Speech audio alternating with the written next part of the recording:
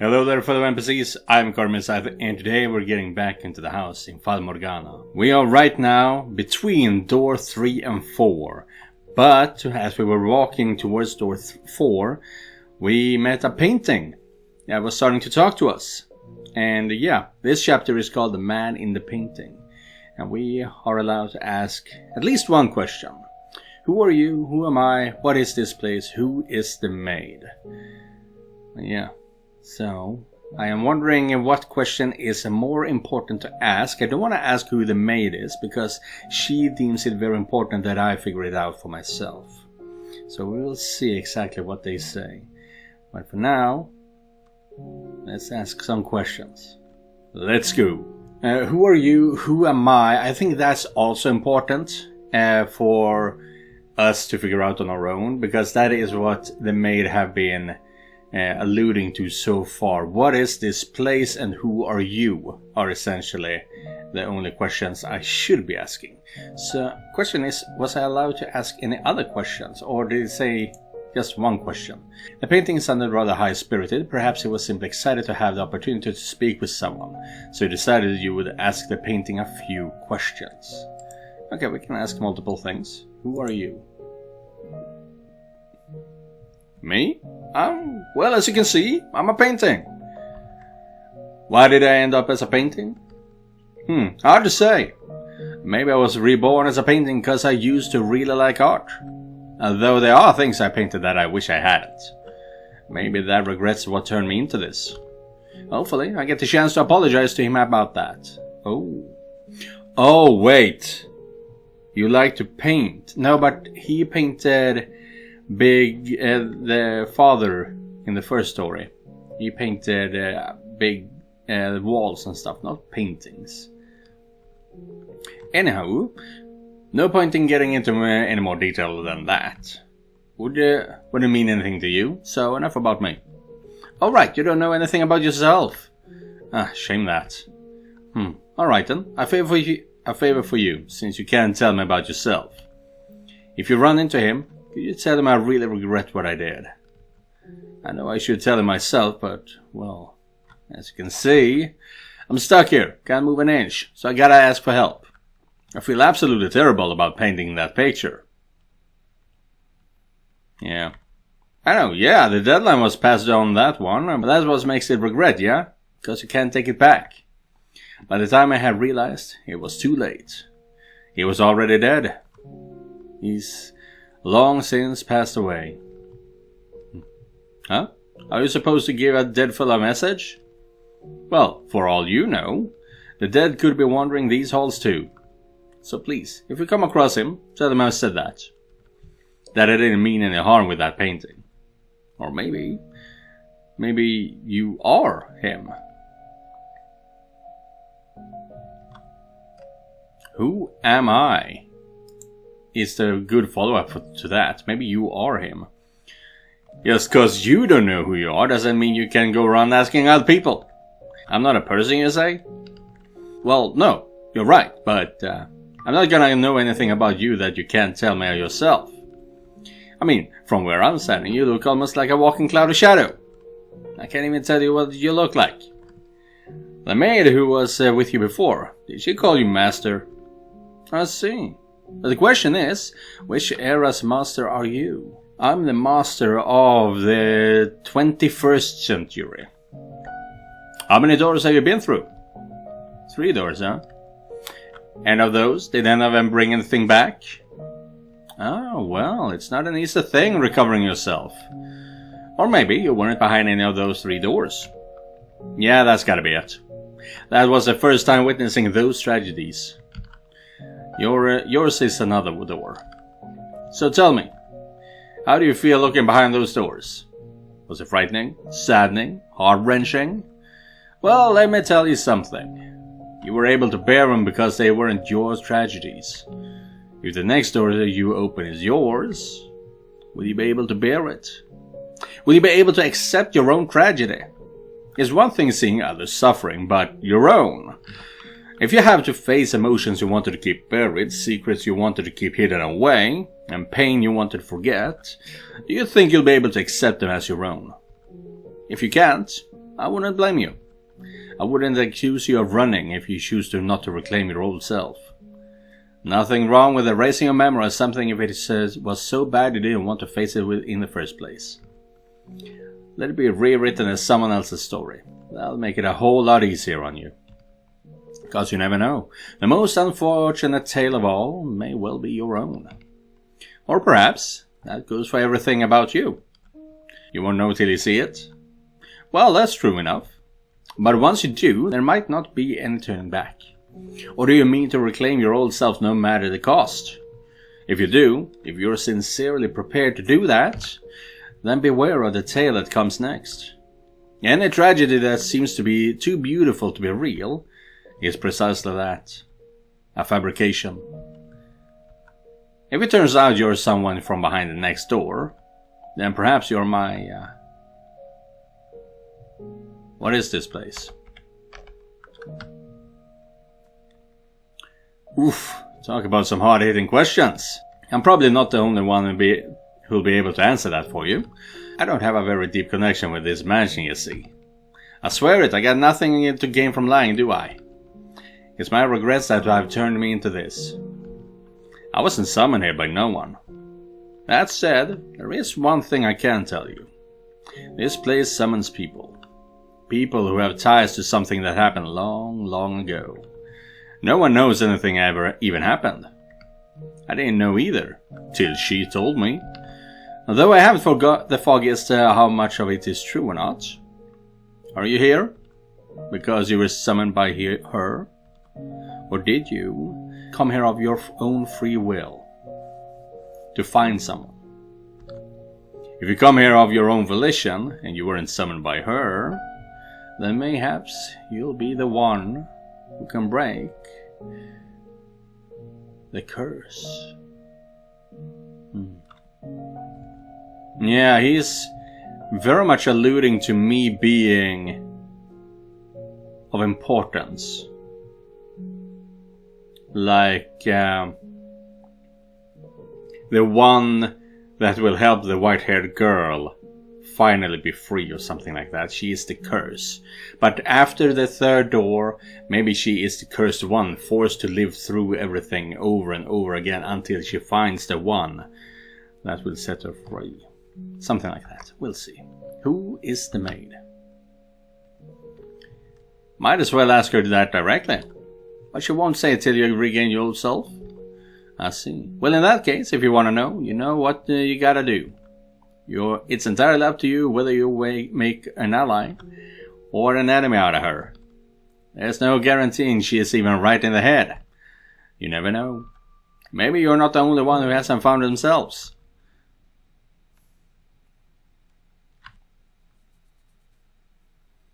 Haven't talked that much in a long time. Feels great.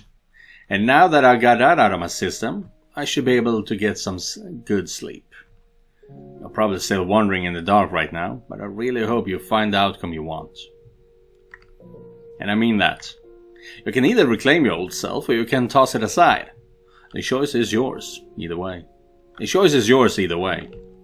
Now, since it looks like your escort isn't showing up, what do you plan to do next? How about taking a look around the place, since you got a little free time? Could be you come across something so you wouldn't with her around. Oh right, if you're gonna go exploring, I got the perfect thing. Stick a hand into the canvas, would you? The painting was still wrapped in an impenetrable darkness. A perfect, all-consuming void. The man had told you to put your hand into it. You reached into the frame. I'm guessing we're going to see another memory of Michelle, or something like that. You extended your hand for the painting. The moment your fingertips brushed against the darkness, it swallowed your entire hand up to the wrist. No, not there. That tickles, a little to the right. As the man in the painting had instructed, you groped around the inside of the darkness. Before long, you felt something hard at your fingertips. Clenching the object, you withdrew your hand. Your arm was still intact. You spread your fingers, and there you found a key. Huh. Ah, that tickled. With that key, you can access the master bedroom. A while back, she tossed it into me. Oh. The damn little bug. So yeah, it ain't mine. Don't worry about giving it back. However, I bet there's something worth seeing in there if she felt the need to toss that key. Alright, well, I'm gonna go get some sleep. You take care. If you happen to learn my name, come pay me another visit. Should the fancy strike you. Having said that, the painting fell quiet. In your hand lay a small key. It seemed rather antiquated and vaguely familiar. Silence once again drew over the corridor. You stood there all alone, no sign of the maid. After considering it for a few moments, you decided to explore the mansion on your own. Go to the entrance, to the fireplace, to the den. What's the den? A rose garden. Downstairs in the cellar. Go to the library. Go see the stained glass window. Go to the master bedroom. Call for the maid. Oh, that's fun. A bit of a free roaming here, but we got the key, so I'm guessing we're going there. Just because it might be that we only get to explore once. Only a little free time it was. You inserted the key you had been given into the door's keyhole, and with a twist, the door opened.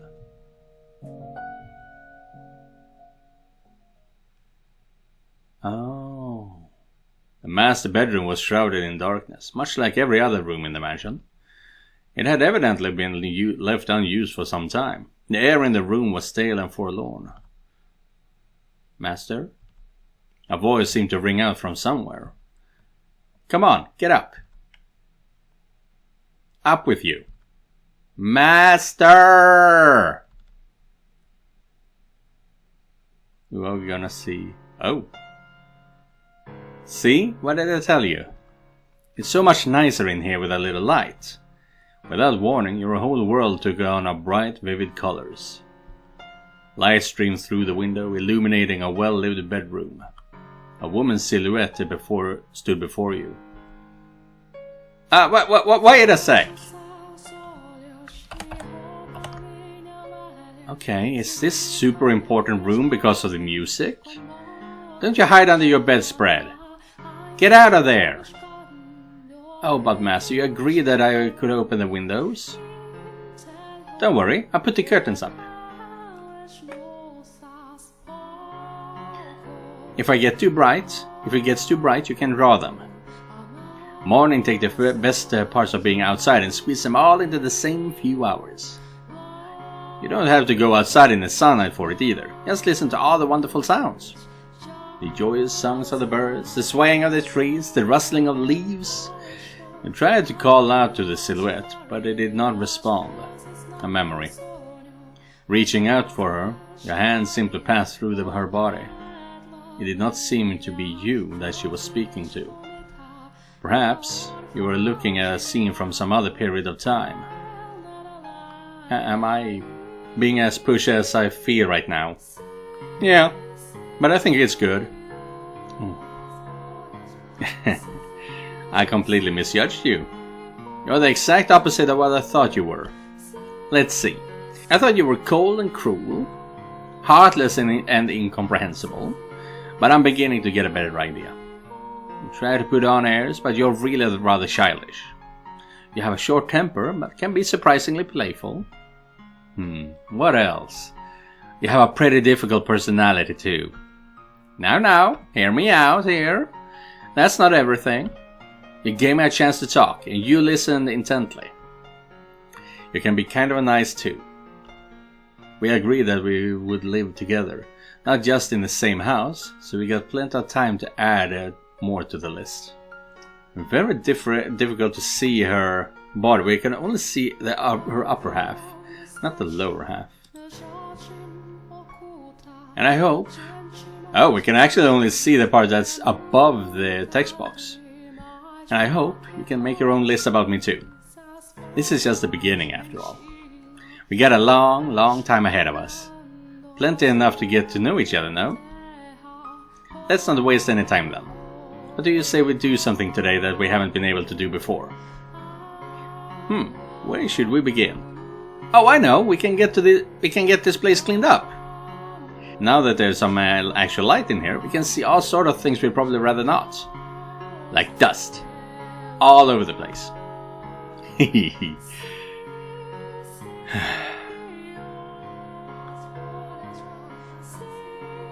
That felt like a memory. An actual memory. Not a memory of the house, but a memory of us. When the woman's shadow faded away, the master bedroom transformed back into its old, dreary state. Master, can you say my name? You were unsure how to describe the urge welling up within your breast. You could not say her name.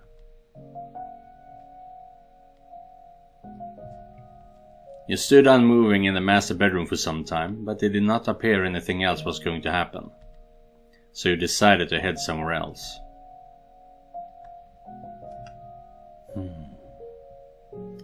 I guess we get to go through all of it. Yeah, the master bedroom is done for.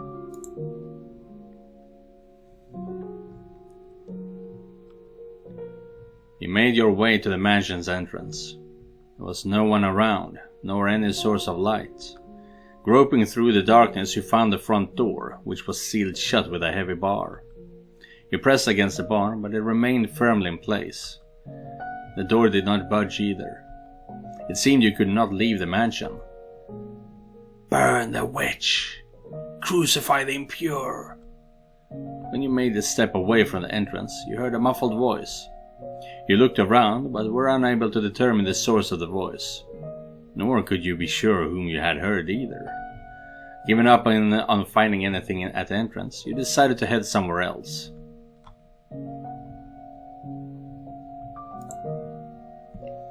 To the fireplace.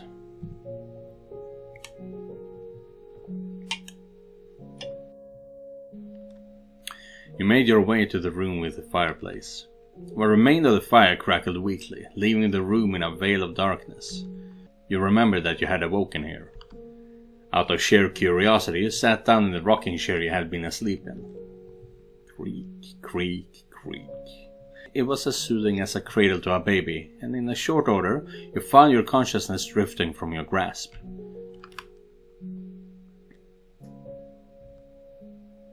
Reading a story by the fireplace like this almost makes you feel like we're in another world, doesn't it, Master? I bet that's why troubadours perform at pubs, so they can be near the fire. Oh, you're such a cynic. But that's okay. Say, do you remember when I first arrived here? Oh. Is it the girl in the first memory? And when I was cleaning the library.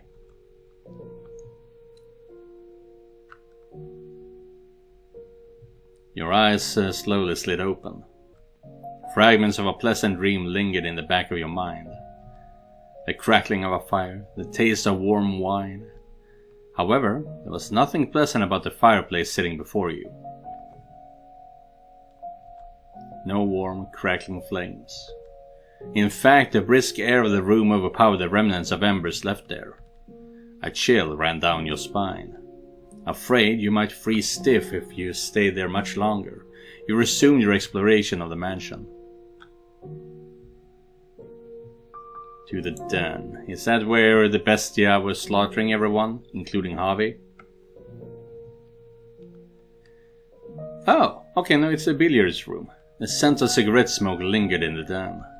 However, the room was silent, not even an echo of the men's shattering remained. Something was moving. Billiard balls. There was no one present to strike the balls. They rolled spontaneously around the table. The paths they traced across the surface were rough and erratic, contrasting that of when the former master had held the cue.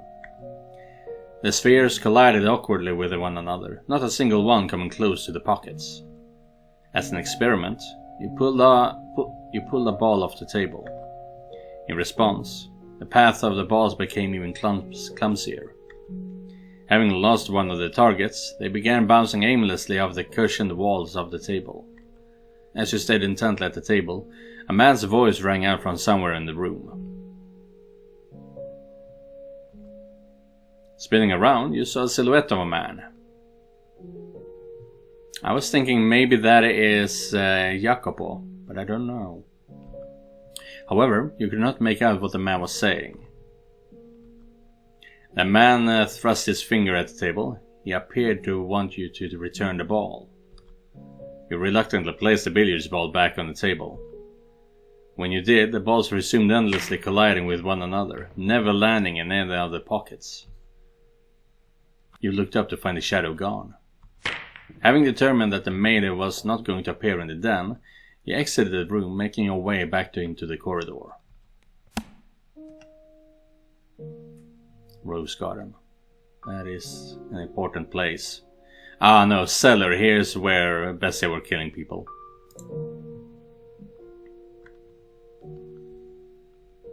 Some color. Hehe, look, your head's covered in roses. Oh, you got petals on the book. Mel and Nelly. This isn't mine. I can't afford to. Though you could hear the sound of children laughing, you could not see them. Regardless, their cheerful voices warmed your heart. You decided to linger there in the garden for some time. Along with the children's laughter wafted a sweet fragrance. The wind blew, whisking flower petals up into the air. It was an enchanting sight.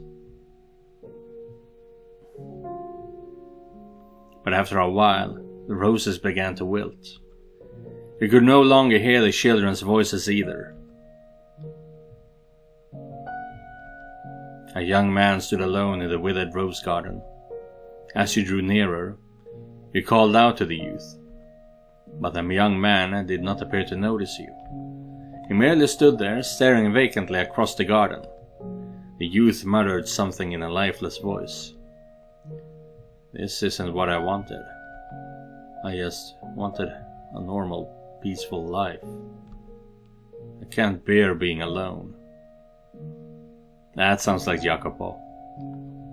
I can't take this. Someone get me out of here. Oh God. Tell me that I'm not the bad one here. You tried to call out to the young man several times, but he did not seem to hear you. Young man. That does sound like Mel, more likely. He simply continued muttering to himself. Before long, the youth's shadow faded into nothing. Unable to bear the chilly air any longer, you stepped back into the mansion. Go downstairs to the cellar.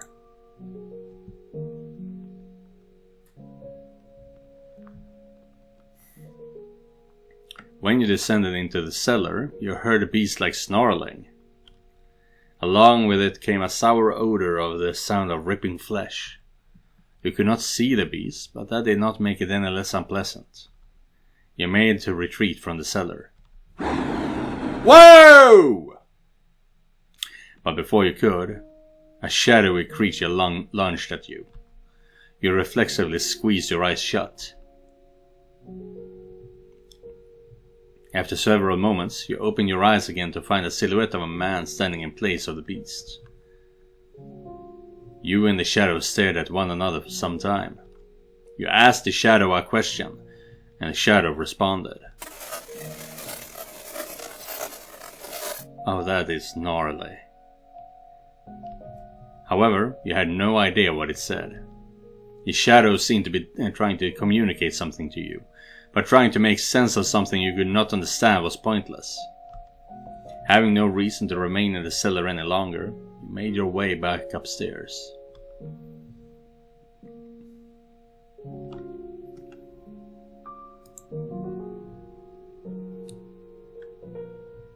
What do we find in the library? The smell of dusty books filled the air of the library. I don't think we've been here actually. You approached a shelf to examine one of the books. and suddenly an avalanche of them came falling to the floor. You stared blankly at the mountain of books. They had fallen down on their own, but they showed no sign of putting themselves away. Since no one else was here to do it, you began placing the books back on the shelf. 1, 2, 3, a dozen, and as soon as you had gotten them all back up, they came crashing back down. Again. You wished very much to implore of the maid's assistance, but she did not appear to be in the area. Pretending you had not seen anything, you made your way back into the hallway. Stained glass window. Of Gabriel.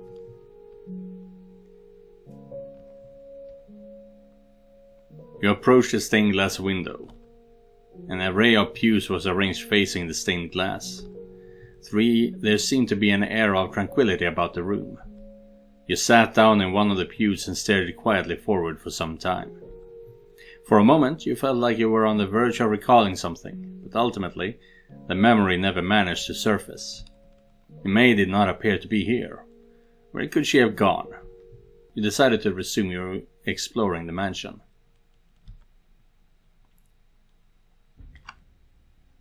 Oh, we can continue to be here. What?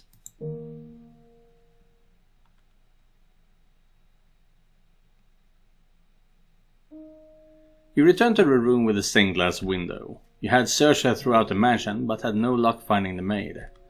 You felt somewhat tired, though you were not quite sure whether it was physical exhaustion or otherwise. You had little interest in doing any more moving about. Taking a seat in one of the pews, you gazed up at the stained glass. Staring solemnly down back at you was the archangel said to weigh the souls of the deceased. Perhaps he was trying to weigh your soul. Call for the maid. And it even moved to the center now. Master! Master! Oh, there you are, Master. You gave me quite the scare. After returning from the third door, you disappeared without a word.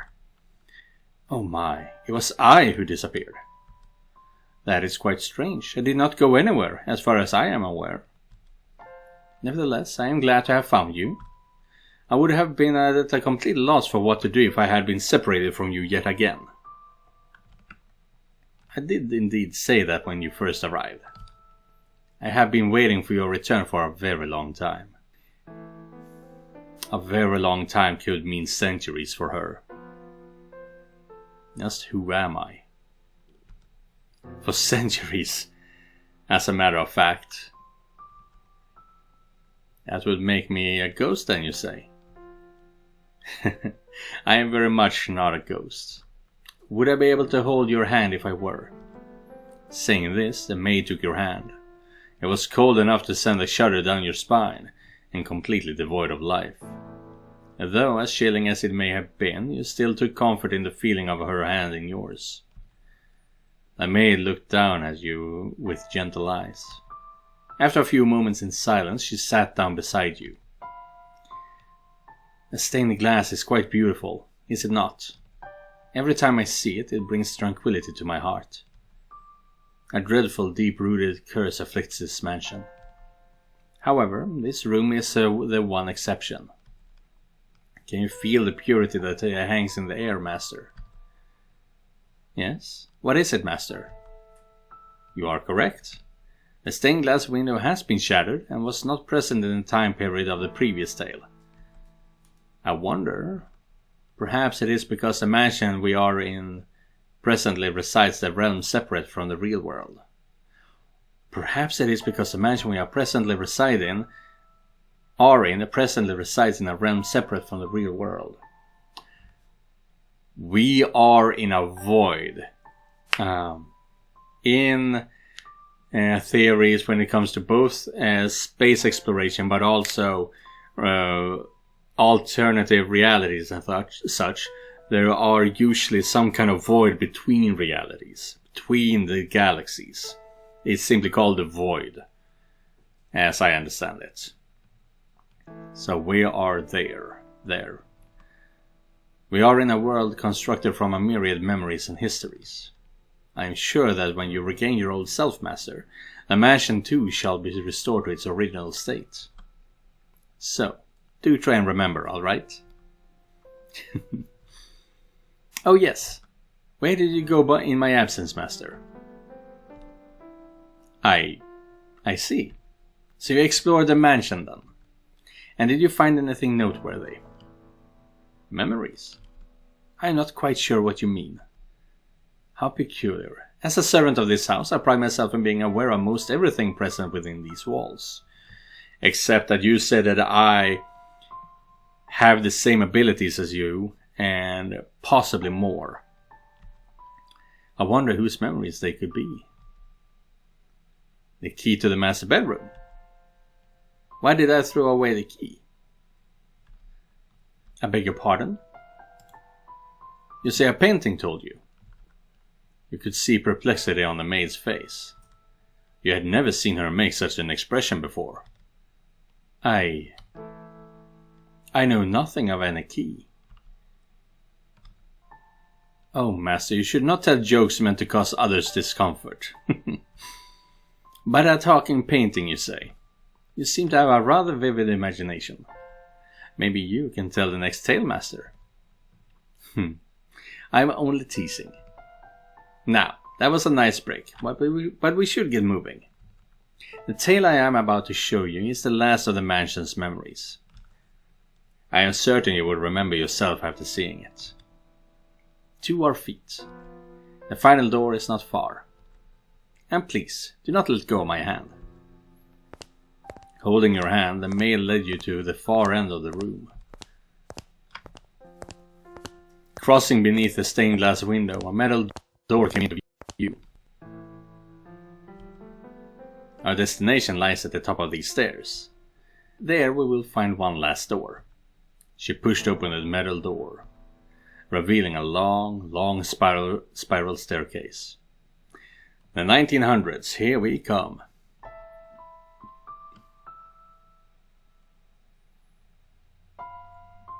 Ooh. Was the white-haired girl locked into a tower as well? Is that the memory she told the flaxen-haired boy? It will be a bit of a walk, so let us be on our way. And please, do watch your step. This is called an observation tower. Normally, towers such as this were built in castles or churches, so it is rather strange for there to be one in the mansion. The last door I wish to show you, Master, resides at the top of this tower. Rectangular windows were carved out of the stone in several locations along the way up the spiral staircase. You attempted to peer out of one of the windows, but all you could see was a thick layer of fog. Perhaps the maid's suggestion that the mansion did not presently reside in reality was, in fact, correct. With each step upward, you found yourself gripped by an indescribable sense of anxiety. The feeling somewhat resembled irritation or annoyance. Sensing this, the maid tightly gripped your hand. There is nothing to worry about. You will be fine. It is all in the past. No matter what may happen, so long as you do not let go of my hand. You have nothing to fear. You and the maid continued climbing the stairs. Up and up, around and around, marching ever nearer to the supposed final door. High up in the tower, as the light from the below grew distant, a rotten wood door came into view. That's a big door. Patches of what appeared to be blood stained the surface, and the holes had been bored into it with sharp objects of some sort. You heard a scream from far below, where no one should have been. "Kill the witch! Kill the witch! Kill the witch! Burn her! Burn her! Burn her!" You were struck with fear. The next moment the maid opened the door. And then you slowly descended into darkness.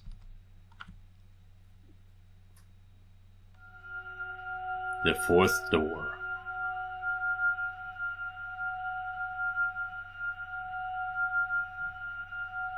Whoa! 1099. That is the completely the other direction. Set on a pot, set it on. Now that sounds like the beginning of a song or a poem, something like that. But that is also where we're going to be cutting off today's video. Damn. It's getting really interesting, like we are not just the master of the house, we might be the master of this entire thing, whatever that means. And this chapter is called The Misty Manor. It's very intriguing. I'm very much looking forward to seeing where this story is going to take us, especially since it's 800 years, 1,000 years into the past now. I was thinking 800 before the last story. But yeah, either way, that's it for today. So thank you guys for watching, and thank you Joseph for donating directly to my Ko-fi page. If you guys want to help me out, you can do so by clicking the link down in the description. Don't forget to like and subscribe, and I'll be seeing you guys in the next one. Goodbye everyone.